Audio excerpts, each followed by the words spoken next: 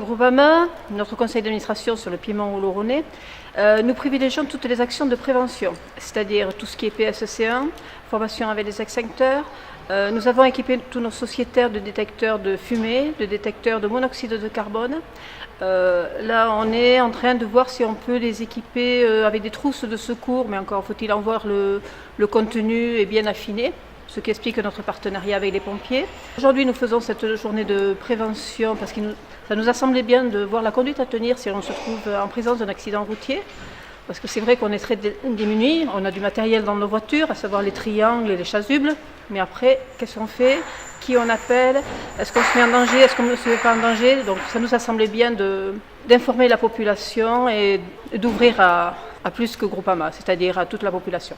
Alors aujourd'hui, l'objectif, c'était tout simplement de faire comprendre aux gens quelles étaient les bonnes pratiques à mettre en place lorsque l'on était victime ou bien témoin d'un accident de la circulation. Il y a eu une partie théorique en salle donc en début d'après-midi afin de pouvoir échanger, parce que c'était un échange entre les expériences de chacun concernant les accidents de la route.